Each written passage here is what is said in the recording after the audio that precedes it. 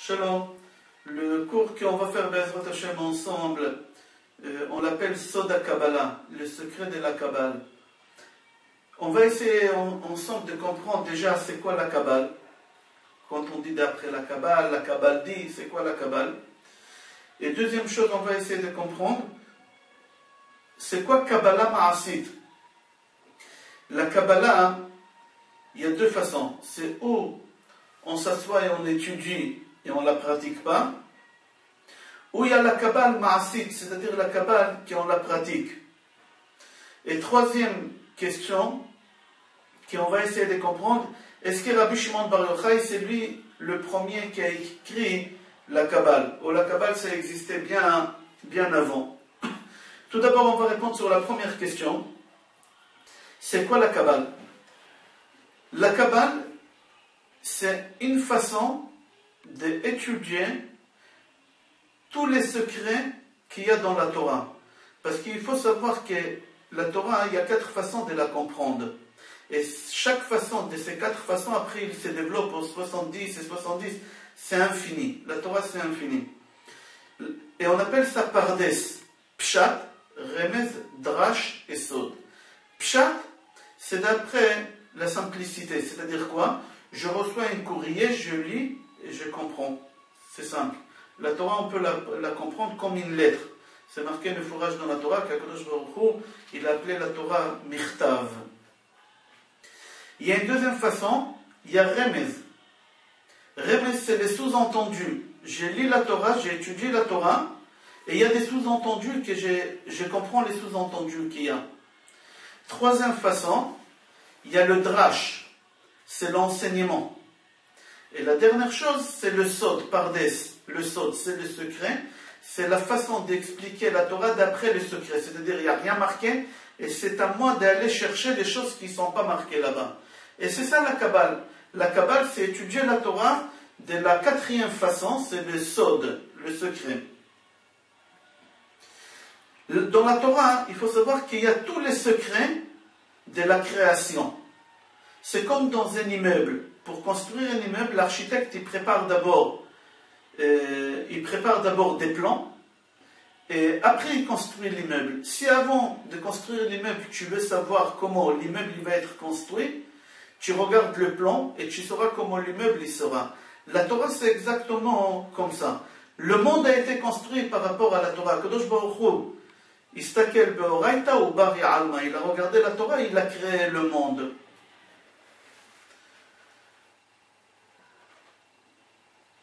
La Torah, c'est comme un diamant. Le diamant, il a plusieurs façades qui brillent de tous les côtés. La Torah aussi, il y a plusieurs façons de l'expliquer et de comprendre la Torah. La Torah aussi, c'est quelque chose qui est exceptionnel par rapport à tous les autres livres. Si vous prenez un livre d'un enfant de CP, 6 ans, 7 ans, vous prenez ce livre-là de CP, et vous demandez à quelqu'un qui a 40 ans de lire ce livre. Il va s'ennuyer, il ne voudra même pas le lire, il va commencer après, il va s'arrêter. Parce que ça ne lui concerne pas. Au contraire, vous prenez un livre d'un enfant de terminale, qui a 18 ans, et vous donnez ce livre-là à un élève qui se trouve dans une classe de CP. Et vous lui demandez de lire ce livre. L'enfant, tout de suite, il va fermer le livre, il va s'ennuyer. Il va dire, je ne comprends pas qu'est-ce qu'ils vont me demander, qu'est-ce qui est écrit. Parce que chacun, il a le livre pour son âge.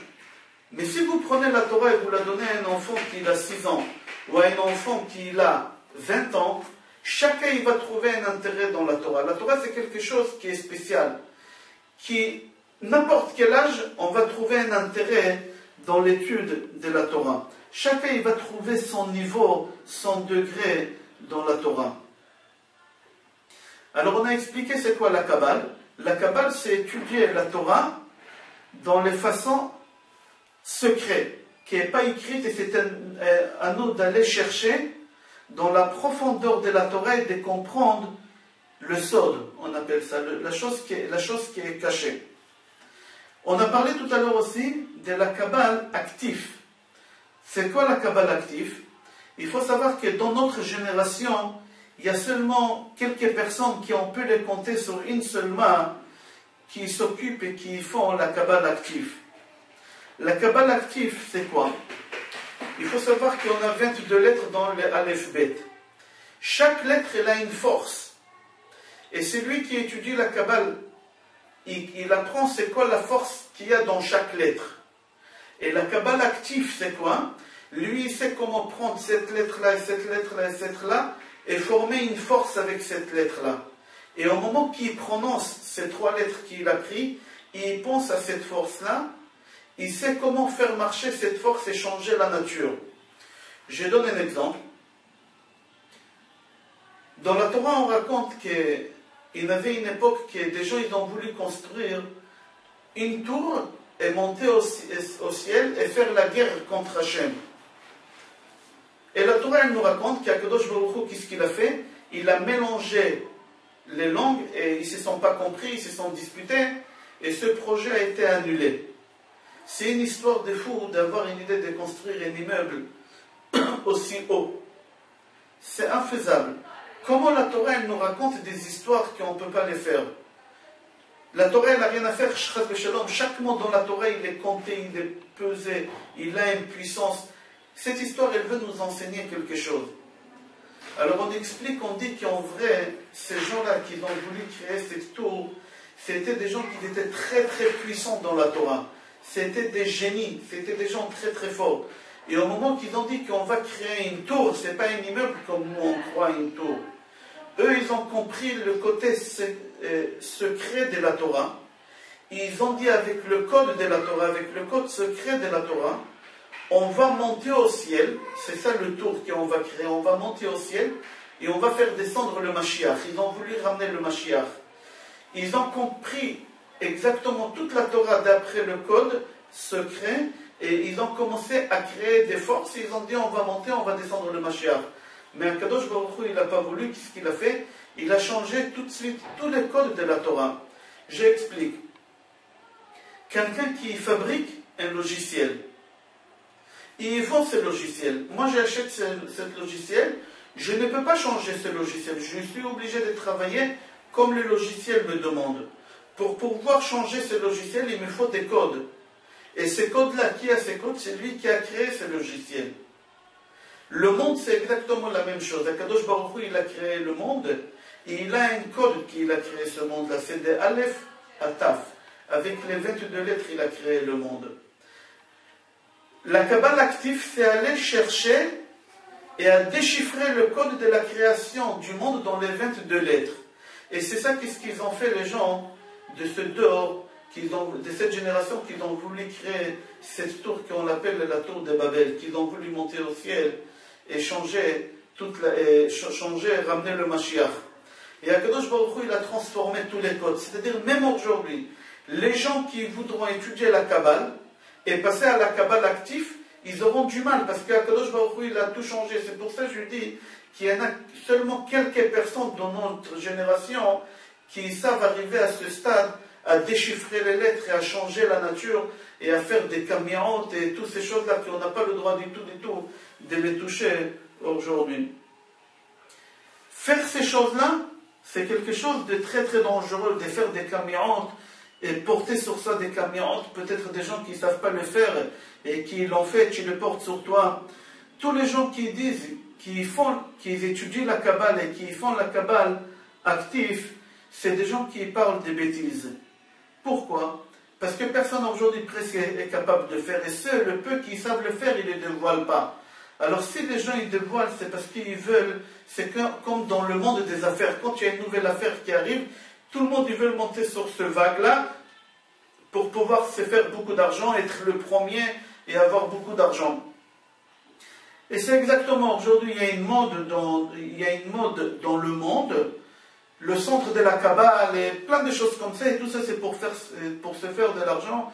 On doit s'éloigner comme de la peste de ces choses-là. On n'a pas le droit de toucher, de chercher des choses comme ça. Ça peut, nous faire beaucoup du mal. Je ne dis pas nous faire du bien, il n'y a même pas un soupçon que ça peut nous faire du bien. Ça peut faire que du mal. Mais moi je dis que ça peut nous faire beaucoup de mal, les gens qui font ça. Qui a le droit d'étudier la Kabbale? On a expliqué c'est quoi la Kabbale. C'est étudier la Torah et aller chercher des choses qui sont cachées, qui ne sont pas écrites, aller chercher des choses cachées. J'ai expliqué c'est quoi la Kabbale active. C'est connaître tous les secrets que chaque lettre a en elle-même, la force qu'elle a en elle-même, et après prendre les lettres et former des forces. Comme Akadosh Baruch Hu il a fait à la création du monde, par exemple c'est marqué Vayomer Elokim Yehi Or, que la lumière fut. Pourquoi il a dit le mot lumière? Akadosh Baruch Hu il a pris la lettre Aleph, Vav et Resh, et il les a mis ensemble et la lumière fut. Parce que le Aleph, le Vav et le Resh, ensemble, il faut allumer la lumière dans le monde. Maintenant, on va essayer de comprendre qui a le droit d'étudier la Kabbale. Qui a le droit d'étudier la Kabbale? En vrai, pour pouvoir étudier la Kabbale, c'est pas compliqué. Pour pouvoir étudier la Kabbale, on doit faire ça par échelon, par niveau, doucement, doucement. On ne peut pas tout de suite arriver et dire « je commence à étudier la Kabbale ».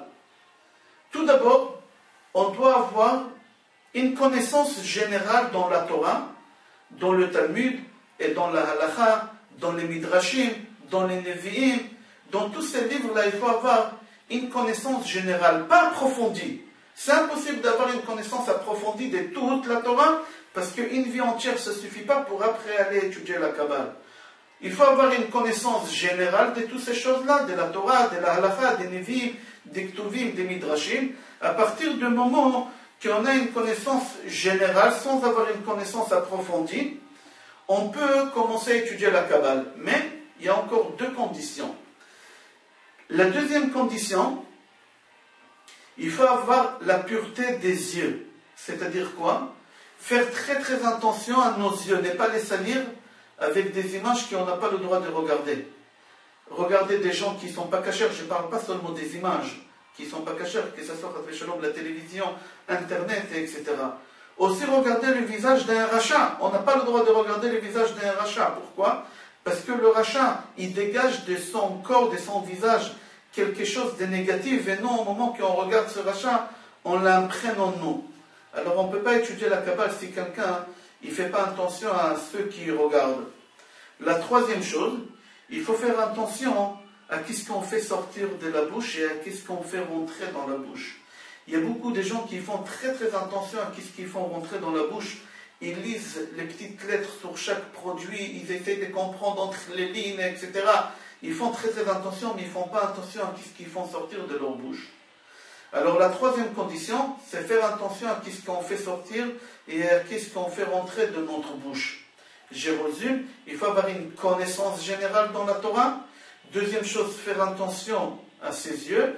Et troisième chose, faire attention à sa bouche. Seulement après ce travail qu'on a fait, on a le droit de commencer à étudier la Kabbale. C'est comme un immeuble. Pour pouvoir construire le plafond, il faut construire déjà les murs. Et pour pouvoir construire les murs, il faut construire déjà la fondation. Et c'est une fondation qu'on commence d'abord à avoir une connaissance générale, et en même temps, on travaille sur nos yeux et sur notre bouche, et après on peut monter. C'est la même façon de construire un immeuble. Si tu ne vas pas construire des fondations, l'immeuble il va tomber. C'est lui qui va étudier la Kabbale sans avoir des connaissances générales, sans faire attention à tout ce qu'on a dit, il va devenir fou. Il ne va pas tenir. C'est impossible. Comment c'est possible que des fois on entend des rabbanim qui n'ont pas de connaissances générales comme on a dit, qui donnent des cours de Torah et en plein milieu de temps en temps ils disent d'après la Kabbale on dit ci, d'après la Kabbale on dit ça. Il faut savoir qu'il y a une différence entre étudier la Kabbale comme on a expliqué, journalière, c'est-à-dire tous les jours tu étudies tout d'après la Kabbale, et il y a une façon d'étudier la Kabbale de temps en temps, une fois par jour, une fois par semaine, tu étudies quelque chose d'après la Kabbale. Ça, on a le droit, même si tu n'as pas une connaissance générale dans la Torah. Des fois, on entend des rabbinim qui font des discours, ils n'ont pas de connaissances générales dans la Torah, et ils disent d'après la Kabbale, on dit comme ça et comme ça. C'est extraordinaire, on a le droit de faire ça, et c'est bien de faire ça de temps en temps, d'aller toucher, avoir des petites gouttes de ça et de ça, d'après la Kabbale, d'après les secrets, d'après le Midrash, etc. C'est bien. Ça ne veut pas dire que la personne il est kabbaliste, mais c'est quelqu'un qui touche de temps en temps. Et on a le droit, et pas seulement qu'on a le droit, c'est très très bien de faire ça. Pourquoi j'ai dit c'est très très bien de faire ça? Parce qu'au moment qu'on étudie la Torah, et surtout quand on étudie d'après la Kabbale, ça donne une satisfaction et une joie extraordinaire, et ça fait du bien pour notre neshama et pour notre corps. Mais étudier la Kabbale journalière tous les jours, sans avoir toutes les connaissances, c'est strictement interdit. Quand est-ce que la Kabbale a commencé? Est-ce que le premier, c'est lui qui nous a enseigné la Kabbale et a commencé à diffuser la Kabbale, c'est Rabbi Shimon Bar Yochai? Il faut savoir que non, c'est faux. Rabbi Shimon Bar Yochai, il a vécu à peu près il y a 2000 ans. À l'époque des Tanaïm, Rabbi Shimon Bar Yochai, tout ce qu'on l'appelle Rabbi, c'est à l'époque des Tanaïm. Et les Tanaïm, ça a duré à peu près 500 ans. Et tous les Rabbanim qu'on l'appelle Rav, c'est à l'époque des Amoraïm, à l'époque de Talmud.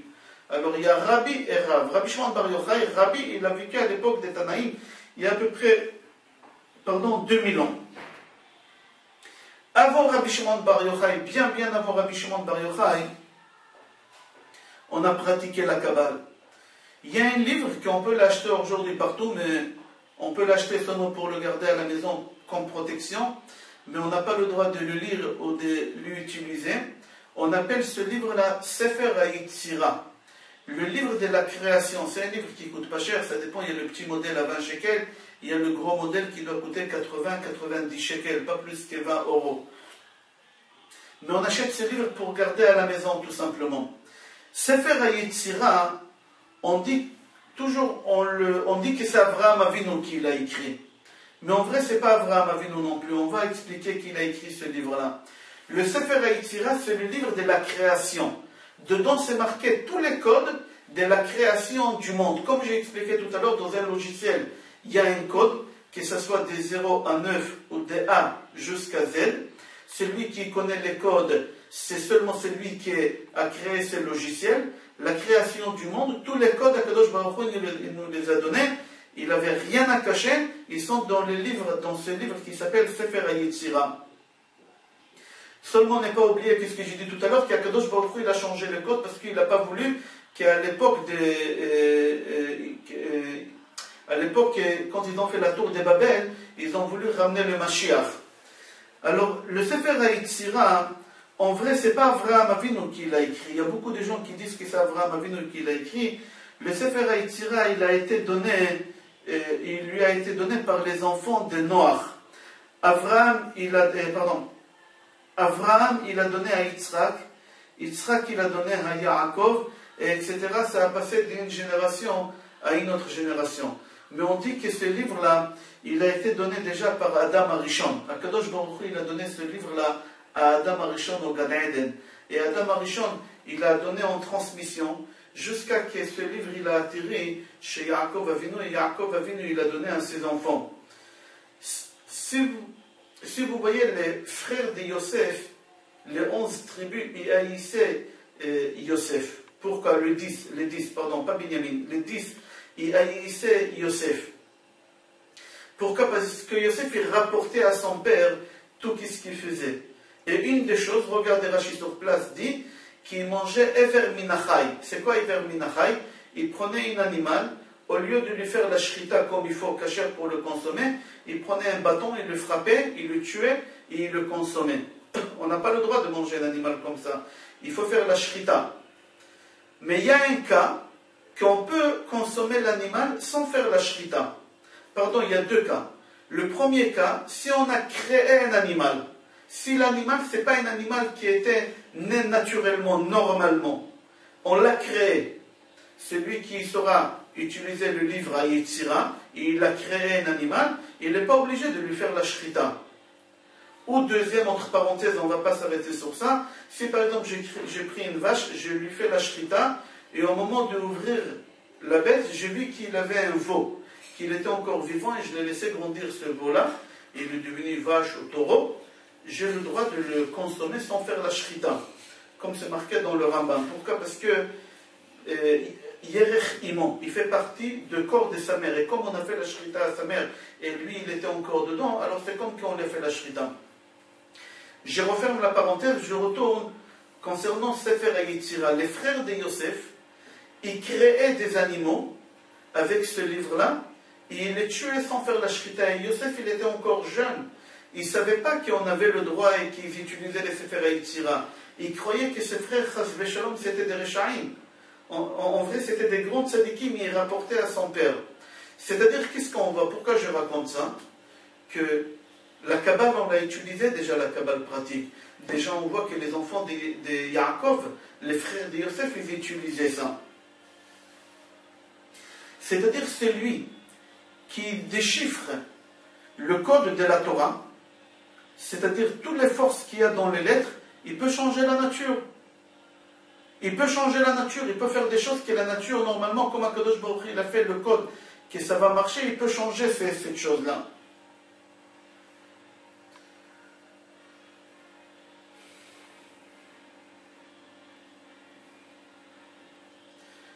Alors j'ai dit tout à l'heure concernant ce livre-là qu'Akadosh Baruch Hu il a donné à Adam Arishon. À Adam Arishon il a passé à son fils et toutes les autres générations jusqu'à Noach. Noach il a donné à Shem, Ever, etc.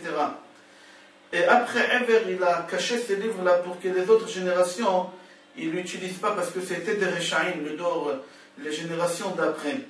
Et après ils l'ont transmis à Avraham Avinu jusqu'à l'époque de la Mishnah. On utilisait ces livres-là. Ces livres, on l'a jusqu'à aujourd'hui, mais depuis l'époque de la Mishnah, on n'a plus utilisé ces livres-là. Il faut savoir que le Zohar HaKadosh, il n'a pas été écrit uniquement par Rabbi Shimon Bar Yochai. Il a été écrit aussi par ses élèves. Rabbi Abba, il a continué à écrire les Zohar. Et après, ses élèves, ils l'ont transmis au Ramban, à Arizal, Maharacho, Rabbi Chaim Vital. D'une génération à l'autre génération, jusqu'à aujourd'hui, on a le Zohar HaKadosh. Mais le premier qui a écrit le Zohar HaKadosh, c'est Rabbi Shimon Bar Yochai. Mais après, ses élèves, ils ont rajouté sur le Zohar HaKadosh. Ce n'est pas Rabbi Shimon Bar Yochai qui a écrit tous les livres. Il y a son fils Rabbi Eliezer qui l'a écrit dedans. Alors, un résumé, la Kabbale, ça n'existe pas depuis Rabbi Shimon Bar Yochai, ça existe bien avant. On a utilisé la Kabbale bien avant. Venez, on va voir quand est-ce qu'Akadosh Baruch Hu, il a créé le monde et comment Akadosh Baruch Hu, il a créé le monde. Tout d'abord, quand est-ce qu'Akadosh Baruch Hu, il a créé le monde? D'après les scientifiques et d'après la Torah, c'est la grande dispute. On n'est pas d'accord du tout. D'après la science, le monde il a été créé il y a à peu près 15 milliards d'années. D'après les recherches avec le carbone 14, que lui aussi il n'est pas juste comme il faut, il n'est pas exact comme il faut, même eux ils reconnaissent ça, mais eux ils disent que le monde il a été créé il y a 15 milliards d'années. D'après la Torah, Akadosh Baruch Hu il a créé le monde il y a 5771. D'accord? Il y a un problème. Le problème qu'il y a ici, si nous on dit que Dieu il a créé le monde il y a 5771, et eux ils disent que le monde il existe depuis 10 000 ans, alors on a un désaccord des 3000. Alors on peut s'asseoir et discuter, s'entendre, et un il se rapproche vers l'autre. Mais avoir un écart de 15 milliards d'années, il n'y a pas quoi discuter. Il y a un problème, vraiment il y a un gros problème entre nous, entre la science et la Torah. Comment on peut expliquer ça? Le Zohar il explique qu'Akadosh Baruch Hu il a créé la lumière le premier jour. Et à partir du moment qu'Akadosh Baruch Hu il a créé la lumière le premier jour, toute la création a commencé à fonctionner. Et à ce moment-là, le temps aussi il a commencé à fonctionner. Il a commencé à bouger. Chazal, nos sages disent que la lumière du premier jour, Akadosh Baruch Hu, il a caché, parce que le monde n'était pas méritant d'avoir cette lumière-là. Et Akadosh Baruch Hu, il nous a donné une petite partie, une petite force de la lumière du premier jour. Qu'est-ce qu'on a aujourd'hui? La lumière, le soleil qu'on a aujourd'hui, cette lumière, c'est une petite partie de la lumière que Dieu il a créée le premier jour. Qu'est-ce qu'il avait de spécial, cette lumière du premier jour? Chachamim disent, nos sages disent, qu'avec cette lumière, l'homme, il pouvait voir il était au bout du monde, et il pouvait voir jusqu'à l'autre bout du monde. Qu'est-ce que ça veut dire ça qu'un homme il pouvait voir d'un bout à l'autre bout? c'est pas physique comme on le comprend. Je m'assois ici en Israël et je vois qu'est-ce qui se passe de l'autre côté du monde. C'est pas comme ça. C'est-à-dire avec cette lumière, on pouvait voir le passé, le présent et le futur. C'est ça. C'est-à-dire on pouvait voir qu'est-ce qui s'est passé dans le monde. On pouvait voir qu'est-ce qui se passe maintenant dans le monde et on pouvait voir qu'est-ce qui va se passer dans le monde. C'était ça la lumière que Dieu il a créée le premier jour. C'est-à-dire Dieu il a créé le passé, le présent et le futur en même temps.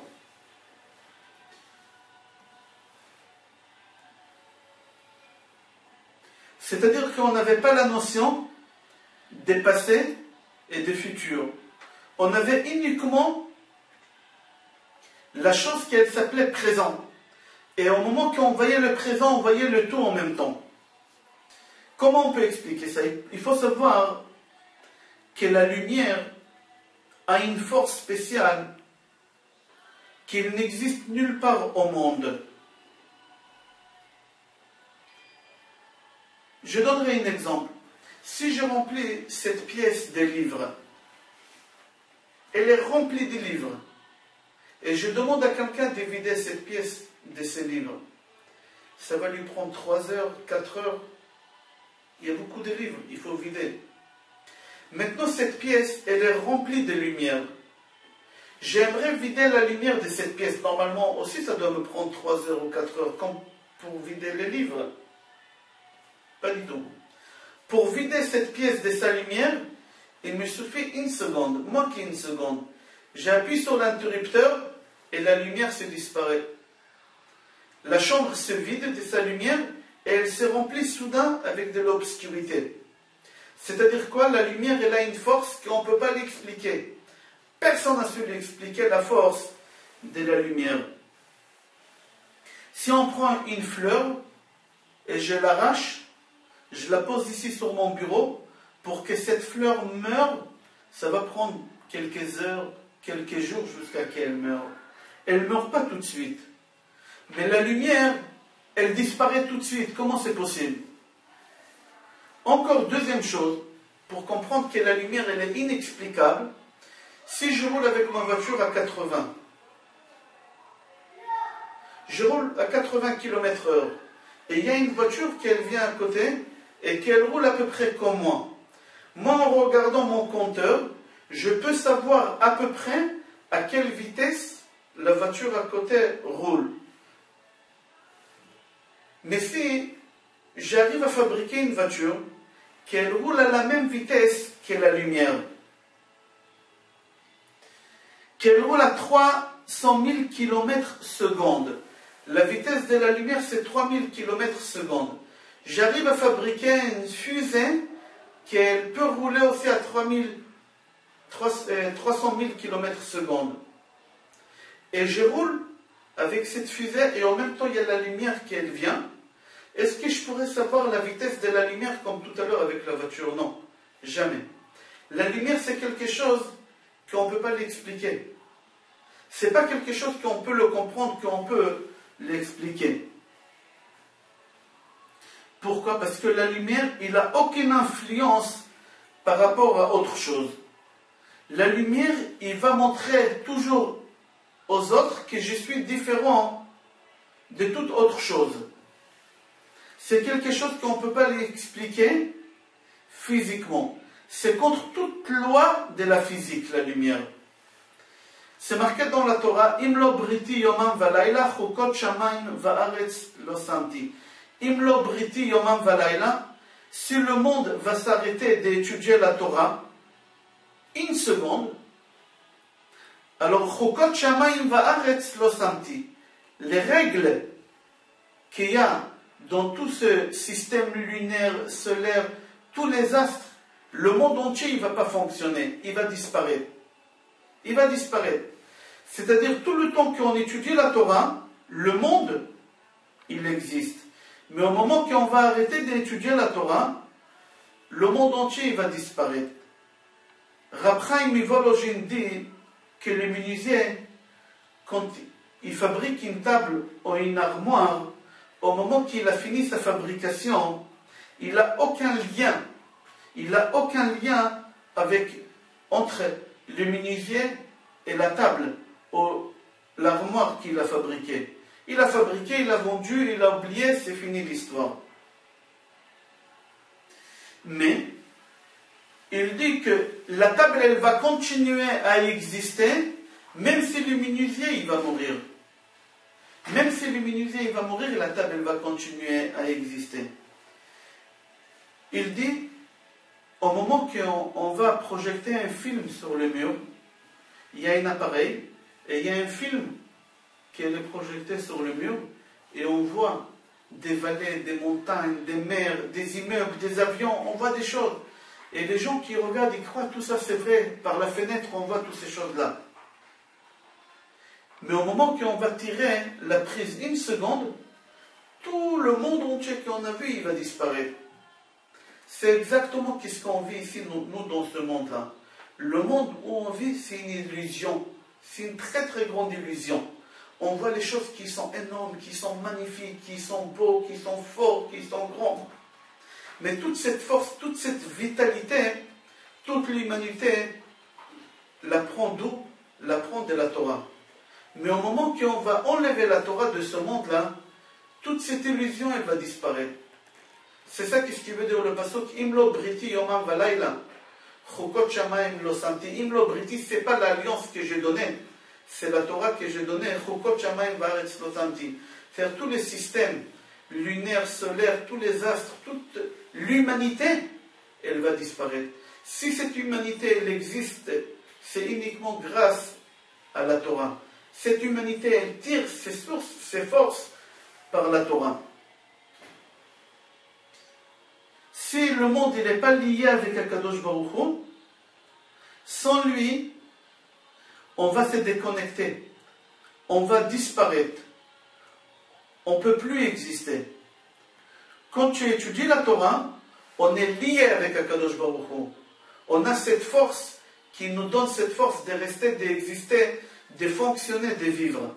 Ce n'est pas la même chose comme le menuisier avec la table. Je dis, si le menuisier meurt, la table elle va rester. Ce n'est pas du tout la même chose.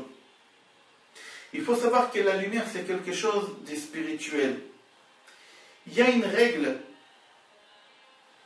dans la Kabbale qui on dit que chaque chose qu'il y a dans le monde, il est lié spirituellement avec quelque chose dans les cieux. Il est lié avec Akadosh Baruch Hu. C'est vrai quand on est malade, on va voir le médecin. Quand on a un problème de parnassa, on va chercher le travail. Mais il faut savoir que tout fonctionne de Akadosh Baruch Hu, tout fonctionne de en. Toute personne qui se trouve ici sur terre, ou chaque objet qui se trouve ici sur terre, il est lié avec quelque chose de spirituel dans les cieux, que lui, il est lié avec Akadosh Baruch Hu. Et au moment que je bouge, moi ici, parce que dans les cieux, ils ont décidé que je bouge. C'est pas moi que j'ai décidé que je bouge. Des fois, j'attends une réponse pour une proposition de quelque chose, et j'ai fait tout pour plaire à cette personne qu'elle accepte ma proposition, mais j'oublie que cette personne et moi-même et toute chose, on est lié direct avec Akadosh Baruch Hu, et c'est lui qui décide si la chose elle va fonctionner ou elle ne va pas fonctionner. Chaque chose il est lié avec Akadosh Baruch Hu. C'est Akadosh Baruch Hu qui décide si ça va fonctionner, si ça ne va pas fonctionner. C'est marqué dans la Torah que Lev Melachim Vesarim Beyad Hashem, que le cœur des rois et des ministres entre les mains de Hashem. Des fois, tu essaies de faire appuyer des pistons pour des choses et tu oublies de te retourner vers Akadosh Baruch Hu. Et ça, c'est assourd. Les cœurs des rois et des ministres, c'est entre les mains de Hashem. Et c'est Akadosh Baruch Hu qui fait en sorte est-ce que ça va fonctionner ou ça va fonctionner. C'est comme un homme qui rentre dans une usine. Et l'usine, elle se trouve en récréation. Tous les employés, ils sont assis sur les machines qui ne fonctionnent pas, en train de manger, de fumer, de discuter. Et il y a quelqu'un qui vient de l'autre côté de ces machines, qui ne comprend pas ce qui se passe. Il voit un bouton, il appuie sur le bouton. Il fait fonctionner ces machines où les gens ils sont assis. Il fait broyer les gens. Il tue les gens et c'est un massacre. Et soudain, lui, il entend des sirènes, des pompiers, des sirènes, des ambulances qui viennent. Et les gens, ils lui crient, mais tu sais qu'est-ce que tu as fait? Tu imagines? Et lui, il dit, mais j'ai rien fait. Je vais appuyer uniquement sur un bouton, c'est tout, qu'est-ce que je fais? Mais on lui dit, mais l'autre côté, tu ne peux pas imaginer qu'est-ce que tu as fait. Quelle destruction, quel massacre tu as fait. C'est exactement dans ce monde-là. Un bonhomme, il dit, Shabbat, j'ai touché un bouton, j'ai fait quoi? J'allume la lumière, c'est tout, pas plus. J'ai pas fait plus que ça, j'ai appuyé sur un bouton. Mais on lui dit, tu peux pas savoir qu'est-ce que tu as fait dans les autres mondes. Chaque chose ici dans ce monde-là, elle est liée avec quelque chose dans l'autre monde, dans le monde spirituel. Des fois, on fait ici des choses sur terre qu'on n'imagine même pas comment ça peut influencer dans les autres mondes, que ce soit en bien ou chas v'shalom, en mal. On va revenir à notre question qu'on a dit tout à l'heure, l'âge du monde. Pour comprendre l'âge du monde, il faut comprendre c'est quoi la signification du temps. Le temps, c'est quoi? Tout celui qui ne regarde pas, qui n'essaye pas de comprendre c'est quoi le temps, il croit que le temps roule, il est libre, il roule de lui-même. Il faut savoir que les scientifiques, ils ont découvert quelque chose que la Torah déjà elle a écrit bien avant eux, que le temps, il est lié à la matière. Au moment qu'il n'y a pas de matière, il n'y a pas le temps. Le temps n'existe pas. Je vais m'expliquer. Comment je peux savoir qu'une demi-heure vient de passer? 30 minutes viennent de s'écouler. Parce qu'il y a 30 minutes, j'étais à tel endroit, et je sais qu'en 30 minutes, je peux parcourir telle distance, et je regarde combien de kilomètres j'ai fait, alors je peux calculer à peu près pour savoir le temps qui s'est écoulé de là-bas jusqu'ici. C'est-à-dire que je peux savoir qu'il y a un passé, il y a un présent et il y a un futur. C'est ça qu'est-ce qu'on appelle le temps. Le temps, on le nomme passé, présent et futur. Qu'est-ce qui va se passer si on arrivera à geler le monde? Si j'arrive à geler le monde, qu'est-ce qui va se passer? On va geler toute chose qui est biologique. Notre corps à nous, par exemple, on va le prendre et on va le geler. Après un an, on va décongeler notre corps. Est-ce que le temps, il a passé ou il n'a pas passé? J'ai 45 ans, j'ai gelé mon corps. Après un an, j'ai dégelé. Est-ce que j'ai 46 ans ou toujours j'ai 45 ans? Parce qu'il n'avait pas la matière, et j'ai dit tout à l'heure, quand il n'y a pas de matière, alors il n'y a pas le temps. Le temps arrête de fonctionner. Alors on explique comme ça. Chaque fois qu'il y a cette notion du temps, c'est obligé qu'il y a là-bas la matière. Mais s'il n'y a pas de matière, il n'y a pas le temps. C'est comme ça que les scientifiques, ils l'expliquent. Mais d'après la Torah, le Ramban, avec Nun final, il explique le pasuk Vayehi or, la lumière fut. C'est-à-dire quoi? Qu'à partir de maintenant que la lumière fut, le temps a commencé à fonctionner. Même le Rambam, dans son livre Le Guide des Égarés, il dit que le temps a commencé en même temps que le monde a été créé. On pose la question, on dit pourquoi Kadosh Baruch Hu n'a pas créé le monde 1000 ans avant cette date de 5771? Parce qu'on n'avait pas encore la matière. Et tant qu'on n'avait pas encore la matière, il n'avait pas encore la notion du temps. Et on a dit que le temps et la matière, ils sont liés un à l'autre. Einstein, il a découvert que le temps, il change.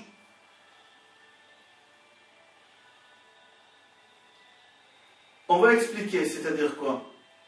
Il dit c'est possible des fois que le temps, une heure, au lieu que ce soit 60 minutes, on peut la rendre en 50 minutes. Comment c'est possible? On explique comment il a dit Einstein. On a dit tout à l'heure que la vitesse de la lumière, c'est 300 000 km/s. Si tu arrives à fabriquer une missile, et tu rentres dans cette missile, et tu roules à la même vitesse, tu roules à la vitesse de 200 000 km/h, pardon, seconde, 200 000 km/s. Et après tu retournes sur Terre, tu vas découvrir qu'en fin de compte, tu as volé que 50 minutes. Et ici sur Terre, il y a 1 heure qui a passé. Pourquoi? Parce que la vitesse de la lumière, c'est 300 000 km/s.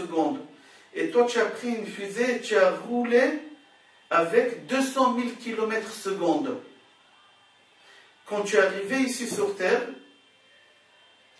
tu as découvert que tu as roulé uniquement 50 minutes, mais en vrai, sur Terre, ici, il y a 1 heure qui a été écoulée. C'est-à-dire quoi? Que le temps change relativement avec la matière. Rav Dessler, il a écrit dans son livre que dans le monde, il y a début, il y a au milieu et il y a fin. Le début, c'est la création. Rav Dessler dit comme ça, qu'en réalité, le monde, il devait exister uniquement 6 jours. Et après le 7e jour, c'était Shabbat. Et Shabbat, il aurait resté, le temps serait arrêté Shabbat. Et on aurait resté tout le temps Shabbat. Mais malheureusement, Adam Arishon, il a péché. Et Akadosh Baruch Hu, il a changé les 6 jours en 6000 ans. Mais en vrai, le temps ne fonctionnait pas comme le temps fonctionne aujourd'hui. C'est-à-dire que ce que le Einstein, il a découvert par rapport au temps, à Gaon Vilna, il a dit déjà. À Gaon Vilna, le Ben Ish Chai, ils ont dit déjà que le temps Shabbat ne fonctionne pas comme dans la semaine. Si j'ai étudié la Torah 1 heure Shabbat, c'est comme 1000 heures que j'ai étudié la Torah. C'est-à-dire la valeur du temps de Shabbat, il est 1000 fois que la semaine.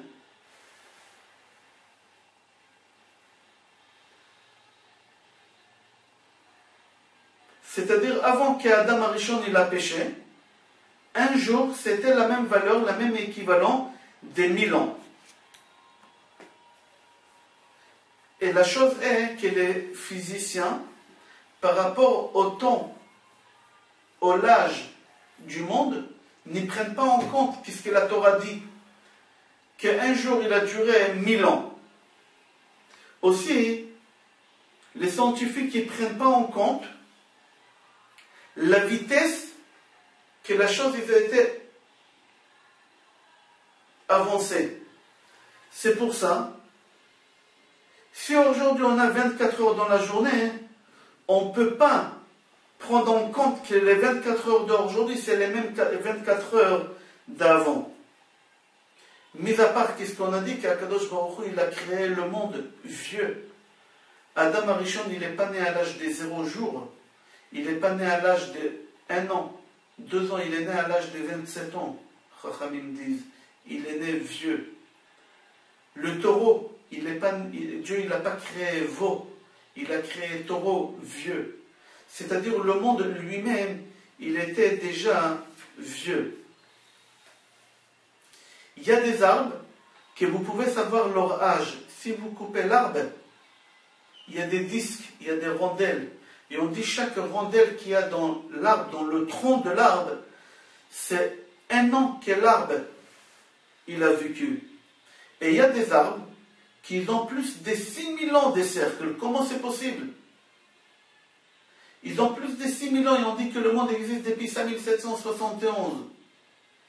Ou il y a des étoiles qui nous éclairent ici, que leur lumière arrive ici, aujourd'hui. Et on dit qu'on est loin de cette étoile plusieurs milliers d'années, en millions d'années. Alors le temps que la lumière de cette étoile arrive sur Terre, il faut que plusieurs milliers d'années, en plusieurs millions d'années passent. Et comment ça se fait que la lumière est déjà là?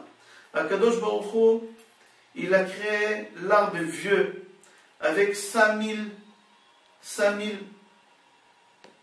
rondelles dans l'arbre, cercles dans l'arbre. Akadosh Baruch Hu, il a créé les étoiles, mais déjà, l'étoile, il était vieux de plusieurs millions d'années, alors déjà la lumière, elle est arrivée ici. On pose la question, on dit, au moment que Adam, que l'homme meurt, est-ce que ça fait mal de mourir ou ça fait pas mal de mourir? Je m'explique, au moment que la Neshama quitte le corps, est-ce que ça fait mal ou ça fait pas mal? C'est la Gemara qui pose la question et la Gemara répond. Elle dit, si c'était un tzaddik, c'est comme retirer un cheveu d'un bol du lait, c'est très facile. Alors comme c'est facile de tirer un cheveu d'un bol de lait, c'est comme ça c'est facile de tirer la neshama d'un tzaddik de son corps. Le tzaddik quand il meurt ne souffre pas. Mais si le bonhomme il n'était pas tzaddik, alors c'est comme enlever des cotons d'un endroit qu'il est... Je donnerai un exemple, c'est comme il y a une aiguille dans des cotons. Pour retirer l'aiguille, on est obligé d'arracher des cotons. Ça fait très très mal.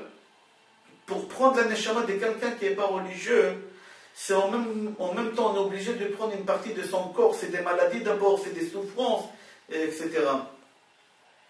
Comment on peut expliquer ça? Il faut savoir qu'on a le corps qui est chomri, qui est de la matière. Et dans cette matière-là, il y a quelque chose qui est spirituel, c'est la neshama. Si moi je suis un homme qui a su faire la différence entre la matière et la spiritualité, et j'étais beaucoup plus spirituel que matériel, alors au moment qu'Akadosh Baruch Hu il prend ma neshama, ça sera facile, parce qu'ils sont séparés. J'étais pas matérialiste.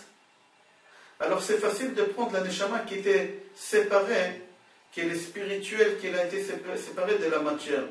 Mais si cette personne, il était très très matérialiste, tous les plaisirs du monde, il voulait, toutes les choses, c'est-à-dire il était très très matérialiste, alors pour aller chercher sa neshama qui est spirituelle dans son corps, on aura du mal à la prendre qu'elle-même. Akadosh Baruch Hu, il est obligé de prendre une partie. Alors si on est quelqu'un de spirituel, on ne souffre pas. Si on est quelqu'un de matériel, on souffre énormément.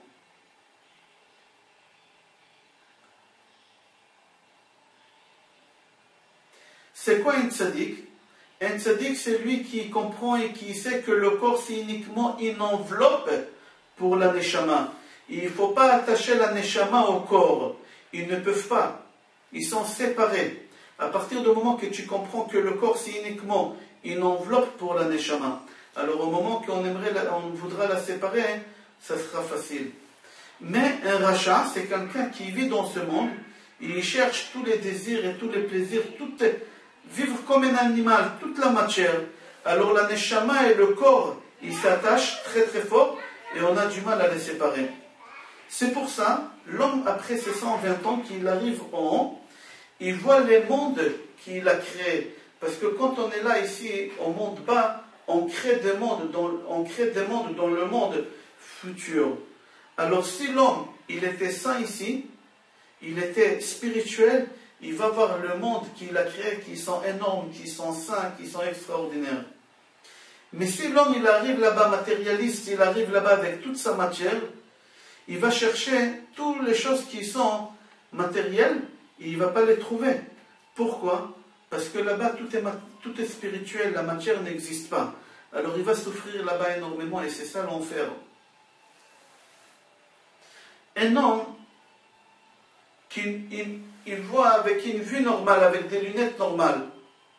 Alors moi je vois devant moi un livre.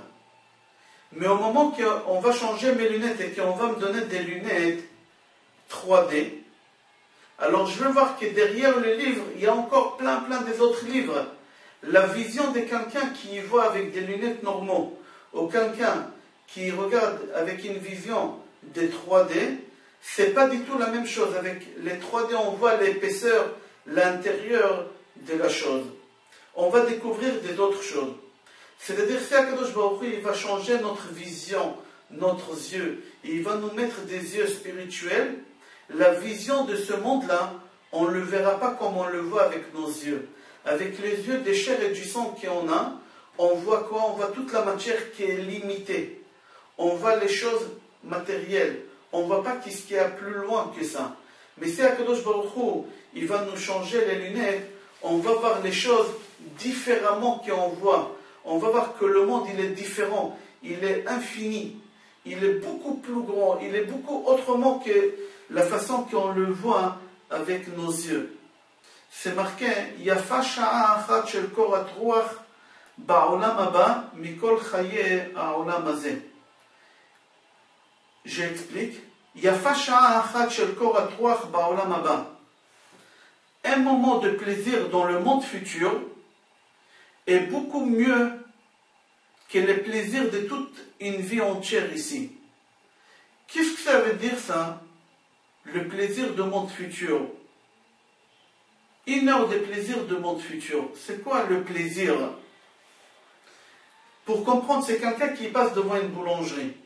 Et soudain, il capte une odeur d'un croissant au beurre. Il s'arrête pour sentir à fond cette odeur, ce plaisir-là. Alors on dit ce plaisir qu'on a dans ce monde-là, par rapport au monde futur, c'est incomparable. On ne peut même pas le comparer. Dans le monde futur, cette seconde de plaisir que tu as là, une seconde là-bas, tu prends le plaisir de toute une vie ici, ça ne vaut pas. Ça ne vaut pas ce plaisir dans le monde futur. Si tu prends tous les plaisirs de ce monde qu'un homme il peut avoir dans sa vie, un homme vit 70 ans, 80 ans, et tu prends quelqu'un qui a vu la plus belle vie, un roi, et tu prends tous les plaisirs qu'il a eu dans sa vie, et tu les fais rentrer dans une capsule, un cachet, et tu dis à un bonhomme d'avaler, il va mourir. Pourquoi? Parce que le corps ne peut pas contenir en lui-même un plaisir aussi grand. Akadosh Baruch Hu, il a divisé les plaisirs dans notre vie sur 70-80 ans pour qu'on puisse rester vivant. Le corps ne peut pas contenir en lui-même seul un plaisir. Au contraire, pas plaisir. Malheur, tu prends tous les malheurs d'un homme, d'une vie, et tu les fais rentrer dans une capsule, et tu dis à quelqu'un de l'avaler, il aura une crise cardiaque, il mourra tout de suite. Parce que le corps ne peut pas supporter tellement de souffrances. Et c'est pour ça que Kadosh Baruch Hu, il a divisé ça. Il a divisé ça. Mais il faut savoir qu'un homme qui se trouve dehors de son corps, il n'est pas limité. Quand est-ce qu'on est limité, Chas v'Shalom, dans des souffrances ou dans des bonnes choses, dans des bonheurs, quand la Neshama, elle se trouve dans le corps, alors le corps, il est limité. Le corps ne peut pas contenir ces choses-là, alors il meurt. Mais au moment que tu fais sortir la Neshama de ton corps, la Neshama, elle peut supporter tout. C'est l'infini. La Neshama, c'est l'infini.